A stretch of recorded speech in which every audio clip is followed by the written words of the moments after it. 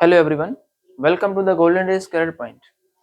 चलिए अपने practice session की शुरुआत करते हैं और आज की क्लास में प्रैक्टिस सेट नंबर 4 को यहाँ पर सॉल्व करेंगे। ठीक है, जैसा कि सामने लिखा हुआ है सामान्य जीव विज्ञान मतलब जनरल बायोलॉजी, और ये प्रीवियस ईयर्स में आए हुए क्वेश्चन हैं। ठीक है, कई एग्जाम्स में पूछे गए हैं। चलिए शुरू करते हैं क्लास को। पहला क्वेश्चन आपके सामने लिखा हुआ है, मनुष्य की आहार नाल के किस भाग में कोई एंजाइम नहीं पाया जाता है। ठीक है, देखिए आहार नाल में जब भोजन गुजरता है तो कई प्रकार के एंजाइम उसमें मिक्स होते रहते हैं, जिस वजह से पाचन क्रिया पूरी हो पाती है। ठीक है, और यहाँ पर पूछा गया है कि आहार नाल के किस भाग में कोई एंजाइम नहीं पाया जाता है। ठीक है, ऑप्शन है, पहला ऑप्शन है मुख, दूसरा है ग्रसिका, ठीक है, तीसरा ऑप्शन है आमाशय और चौथा ऑप्शन है आंत। ठीक है, अब देखिए इसमें अगर हम लोग आहार नाल की बात करें, थोड़ा फिगर से आपको बताएंगे। ये देखिए ये आहार नाल, ठीक है, यहाँ से स्टार्ट हो गई मुख गुहा से, ठीक है, और गुदा यहाँ तक, ठीक है, पूरी आहार नाल है। अब इसमें कहाँ पर एंजाइम कोई होता है, कहाँ पर नहीं होता है। देखिए मुख में क्या होगा, ये मुख गुहा हो गई, ठीक है, और मुख गुहा में ये जो लार ग्रंथियां हैं, ठीक है, ये देखिए लार ग्रंथियां जो एक ये हो गई, एक ये हो गई, ठीक है, और ये अधोजंभ अधोजिह्वा ग्रंथियां, ठीक, और कर्णपूर्व, कुल मिलाकर के 3 जोड़ी होती है लार ग्रंथियां। तो इन लार ग्रंथियों से भी एंजाइम निकलता है। कौन कौन सा एंजाइम निकलता है, एक तो होता है टाइलिन, ठीक है, और एक होता है लाइसोजाइम। कौन सा, लाइसोजाइम, ठीक है, ये 2 एंजाइम लार में पाए जाते हैं। टाइलिन एंजाइम जो है वो स्टार्च का पाचन करता है, जबकि लाइसोजाइम अगर भोजन में कोई सूक्ष्म जीवाणु वगैरह पहुंच जाते हैं तो उनको नष्ट करने का काम करता है। ठीक है, तो मुख में भोजन को चबाने का काम किया गया, उसमें लार मिक्स की गई और लार में ये एंजाइम थे। ठीक, इसके बाद में ये देखिए जो ग्रसिका है, ये जो नली है, ठीक, यहाँ पर कोई भी ग्रंथि नहीं है और कोई भी यहाँ पर एंजाइम नहीं पाया जाता है, तो ग्रसिका में कोई एंजाइम नहीं होता है। इसके बाद में जब आमाशय में भोजन पहुंचता है तो आमाशय में भी एंजाइम होते हैं। कौन कौन से मिलेंगे यहाँ पर, ट्रिप्सिन होता है, ट्रिप्सिन नहीं पेप्सिन, सॉरी, कौन सा होगा, पेप्सिन, ठीक है, पेप्सिन, एक तो होगा इसमें पेप्सिन, ठीक है, एक होगा रेनिन और म्यूसिन, ठीक है, ये एंजाइम होगा इसमें। पेप्सिन जो है प्रोटीन के पाचन में, रेनिन जो है वो दूध को फाड़ने का काम करता है, ठीक है, और क्या है, म्यूसिन। इसके बाद में जब भोजन यहाँ से होता हुआ आंत में पहुंचेगा, छोटी आंत है जो ये, ठीक, ये छोटी आंत जो है, ठीक है, क्षुद्रांत जिसको बोलते हैं ये, तो इसमें क्या होता है, एंजाइम, ये जो कह सकते हैं इसमें आंतरी रस, ये देखिए जो है पेप्सिन, रेनिन और म्यूसिन, ये जो कहे जाते हैं, ये कहे जाते हैं जठर रस, ठीक है, जठर रस के एंजाइम होते हैं। इसके बाद में आंतरी रस में जो होता है, नंबर 1 पर तो देखिए पेप्सिन भी प्रोटीन का पाचन करता है, और एक होता है ट्रिप्सिन, ठीक है, ट्रिप्सिन, तो ट्रिप्सिन हो गया आंतरी रस में, ठीक है। इसके अलावा एमाइलेज, एमाइलेज, और एक होता है लाइपेज, ठीक है, तो ये एंजाइम हो गए छोटी आंत में। ठीक, अब आते हैं अपने क्वेश्चन पर। अब देखिए एक बार फिर से देख लेंगे, ये मुख गुहा है, ठीक है, ग्रसनी है, ग्रसिका है, आमाशय हो गया, इसके बाद में ये अग्न्याशय है, ठीक है, फिर ये छोटी आंत हो गई, इसके बाद में ये जो आसपास है ये बड़ी आंत हो गई, ठीक है, इसके बाद में मलाशय है और गुदाद्वार, ठीक है। चलिए तो क्वेश्चन पर वापस आते हैं, क्या पूछा गया इसमें, मनुष्य की आहार नाल के किस भाग में कोई एंजाइम नहीं पाया जाता है। मुख में तो पाया जाता है, बता दिया, मुख में क्या है, लार ग्रंथियां, लार ग्रंथियों में एंजाइम होता है। ग्रसिका, ऑप्शन नंबर 2 बिल्कुल सही जवाब है, ठीक है, ग्रसिका में कोई एंजाइम नहीं होता है, आमाशय में भी होते हैं और आंत्र में भी होते हैं।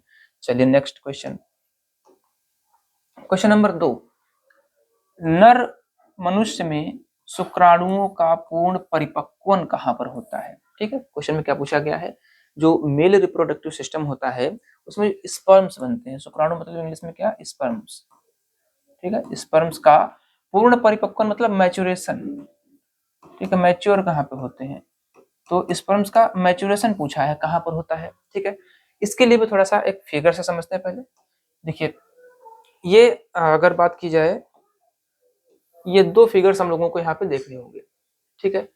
पहला तो ये हो गया नर जनन तंत्र, ठीक है। अब नर जनन तंत्र में अगर आप देखेंगे तो ये जो है वृषण, ठीक है, टेस्टिकल्स, ठीक है। अब इस टेस्टिकल को समझने के लिए हमें ये वाला इसका चित्र देखना पड़ेगा, इसमें ये देखिए, ठीक है, इसी में से देख लेते हैं, ये वाला जो पार्ट है, ठीक है, ये टेस्टिकल, इसको यहाँ पर दिखाया गया, इसके अंदर की संरचना। तो ये यहाँ पर क्या है, देखिए ये वृषण हो गया टेस्टिकल, ये जो देख रहे हैं अंदर का पार्ट ये क्या है टेस्टिकल। इसके अंदर ये जो आप येलो पार्ट देख रहे हैं ये क्या है, इन्हीं के अंदर स्पर्म्स बनते हैं, ठीक है, लेकिन विकसित नहीं होते हैं, इन्हीं के अंदर बनते हैं और ये सब आकर के ये गुच्छे के द्वारा देख रहे होंगे, गुच्छा जैसा बन रहा है ये, ठीक है, ये मुड़ी हुई नलिका पूरा ये जो संरचना है इसको बोलते हैं एपिडिडाइमिस। क्या बोलते हैं, एपिडिडाइमिस। और यहीं पर आकर के ये मैच्योर होते हैं। फिर से नाम देख लेते हैं, ये हो गया वृषण, देख रहे हैं, ठीक है, थोड़ा सा बड़ा कर लेते हैं चित्र को, ठीक है। अब देखिए ये हो गया टेस्टिकल। इसके बाद में ये जो अंदर की संरचना है ये क्या है, ट्यूनिका वेसल, ठीक है। इसके बाद में एल्ब्यूजिनिया हो गया, ठीक है। और यहाँ पर ये देखेंगे जो ये कॉमा जैसी जो संरचना है इसी को बोलते हैं क्या, एपिडिडाइमिस, ये लिखा है एपिडिडाइमिस की बॉडी, ठीक है। इसी के अंदर इनका मैचुरेशन होता है और ये रक्त वाहिकाएं नलिकाएं वगैरह है। इसके बाद ये जो देखिए जो लास्ट में ये नलिका जैसी बन गई, ये संरचना आप देख रहे होंगे इतनी, ठीक है, ये क्या है, ये शुक्रवाहिनी है। मैच्योर होने के बाद में इसके द्वारा ही जाते हैं शुक्राणु और कहाँ पर इकट्ठा हो जाएंगे, ये देखिए नलिका जैसी आई है, ठीक है, और ये इसमें शुक्राशय में आ जाते हैं, ठीक है। तो ये पूरी प्रोसेस हो गई। अब क्वेश्चन पर वापस आ जाते हैं। क्या पूछा है कि नर मनुष्य में शुक्राणुओं का पूर्ण परिपक्वन कहाँ पर होता है। ऑप्शन नंबर 1 एपिडिडाइमिस में, ठीक है। प्रोस्टेट ग्रंथि कहाँ होती है, देख लेते हैं फिगर में। देखिए प्रोस्टेट इसमें कहीं पर दी गई है क्या, ये प्रोस्टेट ग्लैंड दे रखी है, यहाँ पर प्रोस्टेट ग्लैंड होती है, कहाँ पर है, जंक्शन पर है, ठीक है। ये जो आप जंक्शन देख रहे हैं ये शुक्राशय से देखिए नलिका आई है और ये मूत्राशय से, ठीक है। इन दोनों के जंक्शन पर प्रोस्टेट ग्लैंड होती है ये, ठीक है। और हाँ ठीक है, यहाँ पर जंक्शन पर हो गई। अब देखते हैं वापस फिर से और कौन कौन से ऑप्शन है, प्रोस्टेट है, शुक्राशय भी आपने देख लिया कहाँ पर है, ठीक है, और सेशन भी पेनिस भी देख लिया कहाँ पर है, ठीक है। चलिए नेक्स्ट अगला क्वेश्चन, एंजाइम्स मूलतः क्या है। ऑप्शन वसा है, शर्करा है, प्रोटीन है या फिर विटामिन है, ठीक है। एंजाइम्स क्या होते हैं, तो इसका सही जवाब प्रोटीन। एंजाइम जो है वो मूलतः प्रोटीन होते हैं, ठीक है, बेसिकली प्रोटीन होते हैं एंजाइम्स। नेक्स्ट, बड़ी आंत का कार्य क्या है, ठीक है। बड़ी आंत मतलब लार्ज इंटेस्टाइन का क्या कार्य है। पहला ऑप्शन है बचे हुए भोजन का अवशोषण करना, पचे हुए भोजन से जल का अवशोषण करना, भोजन का और अच्छी तरह पाचन करना या फिर एक और दो दोनों, ठीक है। बड़ी आंत फिगर में अभी आपने देखा था, एक बार फिर देख लेते हैं। बड़ी आंत कहाँ पर, देखिए इसमें जो है अगर बड़ी आंत की बात की जाए तो ये जो देख रहे हैं आप, ठीक है, ये यहाँ से ये सब क्या है, ये बड़ी आंत का हिस्सा है, ठीक है, ये बड़ी आंत का हिस्सा है। पूछ रहे हैं कि बड़ी आंत में क्या होता है, तो देखिए पाचन की प्रक्रिया सब यहाँ से सब चलती रहती है, पाचन की प्रक्रिया, छोटी आंत में भी पाचन की प्रक्रिया होती है, लेकिन बड़ी आंत में पाचन नहीं होता। क्या होता है, अवशोषण, किसका, जल का अवशोषण होता है, ठीक है। जो बड़ी आंत है इसकी दीवार के द्वारा जल का अवशोषण किया जाता है, ठीक है। तो क्वेश्चन पर देखते हैं वापस। हाँ, तो इसमें कौन सा ऑप्शन सही हो जाएगा, पचे हुए भोजन का अवशोषण नहीं, पचे हुए भोजन से जल का अवशोषण, बिल्कुल ऑप्शन नंबर 2 सही जवाब। बड़ी आंत का कार्य क्या है, पचे हुए भोजन से जल का अवशोषण करता है, ठीक है। नेक्स्ट क्वेश्चन नंबर 5, जब रक्त में ऑक्सीजन की सांद्रता में कमी आती है तो श्वास की गति, ठीक, क्या हो जाती है, कम हो जाती है या बढ़ जाती है या परिवर्तित नहीं होती है या पहले घटती है फिर बढ़ती है, ठीक है। आप देखिए समझेंगे क्वेश्चन को। रक्त में मतलब ब्लड में जब ऑक्सीजन की सांद्रता, कहने का मतलब है जब ब्लड में ऑक्सीजन की कमी हो जाती है, ठीक है, और कार्बन डाइऑक्साइड बढ़ जाती है, तब क्या होगा, श्वास की गति, ठीक है। आप समझ सकते हैं इस बात को, क्योंकि श्वास के माध्यम से ही ऑक्सीजन पहुंचती है ब्लड में, ठीक है, और वह ऑक्सीजन कोशिकाओं तक पहुंचाई जाती है, कोशिकाओं से फिर कार्बन डाइऑक्साइड ब्लड में मिक्स हो जाती है और फेफड़ों तक पहुंच करके फिर शरीर से बाहर चली जाती है कार्बन डाइऑक्साइड, ठीक है। तो यहाँ पर जब ब्लड में कार्बन डाइऑक्साइड बढ़ जाएगी तो इसका सीधा सा मतलब है कि फेफड़े ज्यादा कार्य करेंगे, ठीक है, सांस जो है जल्दी जल्दी आएगी, मतलब बढ़ जाती है, ठीक है। जब रक्त में ऑक्सीजन की सांद्रता में कमी आ जाती है तो श्वास की गति बढ़ जाती है, ठीक है। चलिए नेक्स्ट क्वेश्चन नंबर 6, प्यास का केंद्र कहाँ होता है, ठीक है। देखिए भूख, प्यास, घृणा, प्रेम, ये सभी जो भावनाएं होती हैं इनका केंद्र मस्तिष्क के हाइपोथैलेमस में होता है, ठीक है, हाइपोथैलेमस, ठीक है। बस ऑप्शन नंबर 1 सही हो गया। नेक्स्ट क्वेश्चन नंबर 7, किस द्रव के एकत्रित होने पर मांसपेशियां थकान का अनुभव करने लगती हैं, ठीक है। मसल्स में जो थकान का अनुभव होता है वो किस लिक्विड के इकट्ठा हो जाने से हो जाता है। ऑप्शन है lactic acid, pyruvic acid, benzoic acid या फिर यूरिक एसिड। तो इसका सही जवाब लैक्टिक एसिड। लैक्टिक एसिड के इकट्ठा होने से जो मसल्स होती है वो उनमें दर्द का अनुभव होता है, ठीक है, थकान का अनुभव होता है, दर्द का नहीं, थकान का अनुभव। ठीक है, नेक्स्ट। स्तनधारियों की त्वचा में पाई जाने वाली स्वेद ग्रंथियां, स्वेद ग्रंथियां मतलब पसीने की ग्रंथियां, इंग्लिश में स्वेट ग्लैंड्स बोलते हैं इनको, SWEAT, स्वेट ग्लैंड्स, ठीक है, का मुख्य कार्य क्या है? पसीने की ग्रंथियों का मुख्य कार्य क्या है? जल की मात्रा का नियमन करना? नहीं, जल की मात्रा का नियमन तो किडनीज के द्वारा किया जाता है, ठीक है। शरीर के ताप को नियंत्रित करना, अगला हानिकारक जीवाणुओं के प्रवेश को रोकना, या फिर वसा का श्रवण करना? नहीं, इसका सही जवाब क्या हो जाएगा? शरीर के ताप को नियंत्रित करना, ठीक है, क्योंकि पसीने की ग्रंथियों द्वारा पसीने का श्रवण होता है, ठीक है। अगर शरीर का टेम्परेचर ज्यादा है, गर्मी ज्यादा है, तो हवा के संपर्क में आकर के शरीर को ठंडा बनाने का काम करती है, ठीक है। नेक्स्ट क्वेश्चन नंबर 9, खोपड़ी मतलब स्कल, खोपड़ी का मतलब स्कल, ठीक, खोपड़ी की अस्थियों में किस प्रकार की संधि पाई जाती है? ठीक है, किस प्रकार का? संधि का मतलब जॉइंट, ठीक, किस प्रकार के जॉइंट पाए जाते हैं? देखिए, जो खोपड़ी होती है इसमें जॉइंट जो होते हैं वो स्थिर होते हैं, मतलब मूवेबल नहीं होते हैं, चलायमान नहीं होते हैं, ठीक है। तो किस प्रकार की संधि पाई जाती है? चल तो नहीं होगी, कौन सी होगी? अचल संधि होती है, ठीक है। नेक्स्ट, अगले प्रश्न में पूछा गया है, मूत्र शब्द का सर्वप्रथम कहाँ प्रयोग होता है? ठीक है, मूत्र शब्द का सर्वप्रथम प्रयोग कहाँ पर होता है? ठीक है, अब देखिए, अगर हम लोग इसको किडनीज के जो फिगर से समझें, तो जो वृक्क होते हैं उसके अंदर नेफ्रॉन्स पाए जाते हैं, ठीक है। और नेफ्रॉन की संरचना में अगर देखेंगे तो क्या है, इस तरीके से एक ये संग्राहिका नलिका जैसी होती है, ठीक है, इसके संग्राहिका नलिका जैसी होती है, और यहाँ पर ये इस तरीके से ऐसे ये कशेरुका क्या ना वो कह सकते हैं नलिका, मुड़ी हुई नलिकाएं वगैरह होती हैं। फिर इसके बाद में यू जैसी संरचना बनती है जिसको हेनले का लूप कहते हैं, ठीक है, हेनले का लूप कहते हैं। तो इसके बाद में ये इस तरीके से ये इस तरीके से कोई संरचना बन जाती है, और यहीं पर देखिए ब्लड जो वेसल्स होती हैं उनमें से ये छन करके द्रव आगे बढ़ता है, ठीक। आगे बढ़ने के बाद में अब क्या होगा, यहाँ पर उसमें से जल की मात्रा का अवशोषण कर लिया जाता है। फिर संग्रहिका नलिका के द्वारा वही द्रव कहा जाता है, कहा जाता है मूत्र जो ले जाने का काम करती नलिकाएं, मूत्र नलिकाएं, और उनसे होता हुआ कहाँ पहुंचता है? मूत्राशय में। अभी मूत्र शब्द का प्रयोग नहीं किया जाएगा, क्योंकि यहाँ पर से क्या है, ब्लड में से वो फ्लूइड निकाला गया है, उसका शोधन किया जा रहा है, उसमें से जो जल की एक्स्ट्रा मात्रा थी वो वापस किसमें? ब्लड में भेज दी जाती है। अभी ये द्रव ही है, लेकिन जब बिल्कुल वेस्ट हो गया, अब कुछ नहीं बचा इसमें अवशोषित करने के लिए, तब ये संग्रह नलिका में इकट्ठा होकर के कहाँ आगे बढ़ जाता है? मूत्राशय में, ठीक है। तो मूत्राशय में सबसे पहले मूत्र शब्द का प्रयोग करेंगे। ये बोमन संपुट, ये जो आप देख रहे हैं ये बोमन संपुट है, ठीक है। संग्रह नलिका, ये आपने संग्रह नलिका देख ली, ठीक है। पेशियां तो आप समझते हैं, ठीक है।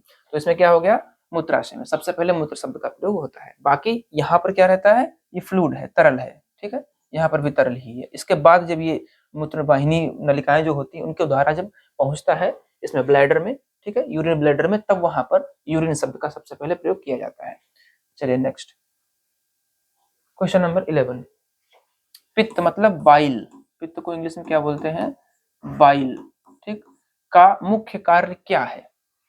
पहला ऑप्शन उत्सर्जित पदार्थों का बहिर्गमन, इससे कोई लेना देना नहीं है भाई। वसा का इमल्सिफिकेशन, यही सही आंसर है, ठीक है। ऑप्शन नंबर 2 वसा का इमल्सिफिकेशन, मतलब जो वसा होती है उसको छोटे छोटे टुकड़ों में तोड़ने का काम करती है कौन? पित्त, बाइल, ठीक है, और ये क्षारीय प्रकृति का होता है। चलिए नेक्स्ट क्वेश्चन नंबर 12, हृदय स्पंदन की दर एवं रक्त के दबाव का नियंत्रण कौन सा हार्मोन करता है? हृदय स्पंदन मतलब क्या हो गया? Heart beat. रक्त दबाव का मतलब हो गया ब्लड प्रेशर, ठीक है। इनका नियंत्रण कौन सा हार्मोन करता है? ऑप्शन है थायरॉक्सिन, पैराथार्मोन, एड्रिनल, या फिर सिक्रेटिन। अब देखिए, इसमें जो है अगर हृदय की धड़कन की बात करें तो यह जो है अपने आप कंट्रोल होती है, जब से भाई धड़कना शुरू होता है अब जीवन पर्यंत धड़कता रहता है। लेकिन इस पर कुछ असर डालते हैं हार्मोन, ठीक है। जैसे यहाँ पर एक तो थायरॉक्सिन हार्मोन हो गया, एक एड्रिनल, ये दोनों हार्मोन सही है, ठीक है। तो ये जो है क्वेश्चन आया हुआ है एग्जाम में, और इसका आंसर आयोग ने इन दोनों को माना था, थायरॉक्सिन, एड्रिनल, इन दोनों में से ये दोनों हार्मोन्स जो है वो हृदय की स्पंदन दर और रक्त के दबाव को प्रभावित करते हैं। क्योंकि देखिए एड्रिनल हार्मोन क्या होता है, ये एड्रिनल हार्मोन जो होता है ये उड़ो और लड़ो, मतलब fly and flight, fight and flight, ठीक है, उड़ो और लड़ो हार्मोन है, मतलब एकदम से प्रेरित करता है किसी कार्य को करने के लिए। तो उस वजह से क्या हो जाता है, ब्लड प्रेशर पर भी असर पड़ता है और हार्ट बीट पर भी असर पड़ता है, और वही काम यहाँ पर थायरॉक्सिन भी है, ठीक है। तो ये दोनों हार्मोन्स प्रभावित करते हैं। चलिए नेक्स्ट, तो इसका कोई एक आंसर नहीं है, दोनों विकल्प सही है इसके। नेक्स्ट क्वेश्चन नंबर 13, हमें थकान क्यों महसूस होती है, तो क्वेश्चन आ चुका है पीछे अभी, ठीक है, शायद दूसरा या तीसरा क्वेश्चन था। तो हमें थकान क्यों महसूस होती है, ऑप्शन ज्यादा मेहनत करने से, पेशियों में लैक्टिक एसिड के जमा हो जाने से, बस यही सही है, ठीक है, लैक्टिक एसिड के जमा हो जाने से थकान महसूस होती है। नेक्स्ट क्वेश्चन नंबर 14, मनुष्य के शरीर की सबसे बड़ी हड्डी कौन सी है, ठीक है, सबसे बड़ी हड्डी पूछी है उन्होंने, ऑप्शन है फीमर, जांघ की हड्डी, यही ऑप्शन सही है, ठीक है, हमारे शरीर में सबसे बड़ी हड्डी कौन सी होती है, जांघ की, जिसको बोलते हैं फीमर, ठीक है। स्टेपीज जो दे रखा है ये कान की हड्डी होती है, जो कि मध्य कर्ण में पाई जाती है, और ये सबसे छोटी हड्डी होती है। रेडियस अल्ना ये हाथ की हड्डियां होती है, रेडियस अल्ना, ठीक, यहाँ पर रेडियस अल्ना हो गई, ये ह्यूमरस होती है, ठीक है, तो यहाँ पर कौन सी हो गई, फीमर, सबसे बड़ी हड्डी। नेक्स्ट, चेहरे में अस्थियों की संख्या कितनी होती है, ठीक है, तो इसका सही जवाब ऑप्शन नंबर 2, 14 अस्थियां होती हैं चेहरे में, 14 अस्थियां होती हैं, ठीक है। नेक्स्ट, क्रेब्स चक्र में एटीपी के कितने अणुओं का निर्माण होता है, ठीक है, क्रेब्स चक्र में एटीपी के कितने अणुओं का निर्माण होता है। देखिए क्रेब्स साइकिल जो होती है इसमें बिल्कुल लास्ट में जो टोटल एटीपी बनते हैं वो कुल मिलाकर के कितने बनते हैं, 38 बनते हैं। जब ग्लूकोज का पूर्ण शोषण, ग्लूकोज के एक अणु का पूर्ण शोषण जब हो जाता है तो अंत में कितने 38 एटीपी बनते हैं, ठीक है, याद रखेंगे। नेक्स्ट क्वेश्चन नंबर 17, शरीर की त्वचा में पाई जाने वाली वसा किस रूप में संग्रहित होती है, ठीक है, ये जो त्वचा है, ठीक है, इसमें जो इसके नीचे जो लेयर होती है फैट की, वो पूछा उन्होंने किस रूप में संग्रहित होती है, लिम्फोइड ऊतक के रूप में, लिपोप्रोटीन के रूप में, या फिर वसा ऊतक के रूप में। सही है भाई, वसा है तो वसा ऊतक के रूप में त्वचा के नीचे संग्रहित रहती है, इकट्ठा रहती है, ठीक है, परत के रूप में। चलिए नेक्स्ट क्वेश्चन नंबर 18, स्तनधारियों मतलब मैमल्स में लाल रक्त कणिकाओं, लाल रक्त कणिकाओं का मतलब क्या हो गया, आरबीसी, ठीक है, आरबीसी लिखा तो है यहाँ पे, का निर्माण कहाँ होता है, ठीक है, आरबीसी का निर्माण कहाँ होता है, ऑप्शन है यकृत मतलब लीवर में, ठीक, या फिर किडनीज में, या फिर लंग्स फेफड़े में, या फिर स्प्लीन, ठीक, या फिर अस्थिमज्जा, अस्थिमज्जा को क्या बोलते हैं इंग्लिश में, बोन मैरो, ठीक है। अब देखिए आरबीसी जो होती है उनका निर्माण अस्थिमज्जा और स्प्लीन दोनों में होता है, ठीक है, तो ऑप्शन नंबर 4 सही जवाब हो जाएगा। अस्थिमज्जा क्या होता है, जो बड़ी और लंबी हड्डियां होती हैं जैसे फीमर वगैरह हो गई, तो इनके बीच में खोखली जगह होती है, ठीक है, जिसको अस्थि गुहा बोलते हैं, और उस अस्थि गुहा में एक लसलसा पदार्थ भरा रहता है, ठीक है। तो अब देखिए ये जो मान लीजिए कोई अस्थि है, इस तरीके से कोई अस्थि है, ठीक है, तो इसके जो मध्य ये जो स्थान खाली जगह है, ठीक है, इसमें क्या भरा रहता है, अस्थि मज्जा, ध्यान से समझेंगे क्या होता है, अस्थि मज्जा, ठीक है, जिसको बोलते हैं बोन मैरो।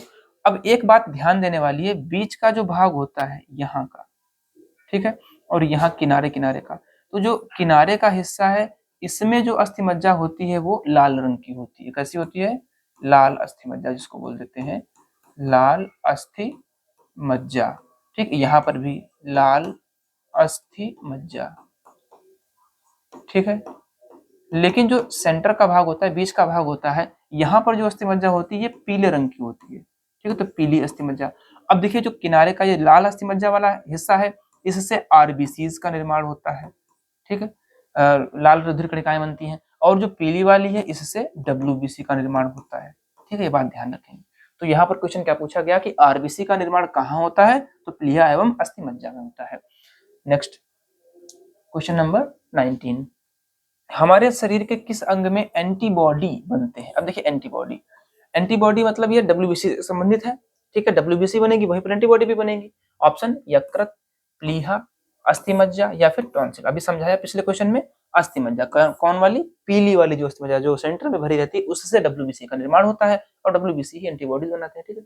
नेक्स्ट आज का लास्ट क्वेश्चन है ये, स्तनधारियों में सीबेसियस ग्रंथियां कहाँ पाई जाती हैं, ठीक है, सीबेसियस ग्लैंड्स कहाँ होती हैं, त्वचा के चर्म में, त्वचा के अधिचर्म में, आमाशय की उपकला में, आंत की उपकला में। तो इसका सही जवाब कौन सा हो जाएगा, ऑप्शन नंबर 2, त्वचा के अधिचर्म में सीबेसियस ग्लैंड्स पाई जाती हैं, ठीक है। तो इस प्रकार से हम लोगों ने 20 प्रश्नों को यहाँ पर देखा, सॉल्व किया, और उनमें जो फैक्ट्स थे उनको समझने की कोशिश की है, ठीक है। तो आने वाली क्लासेस में भी हम लोग ऐसे ही क्वेश्चंस को देखते रहेंगे, हल करते रहेंगे। अपनी तैयारी को बेहतर रूप से जारी रखिए, बने रहिए गोल्डन स्केलर पॉइंट के साथ। Thank you very much.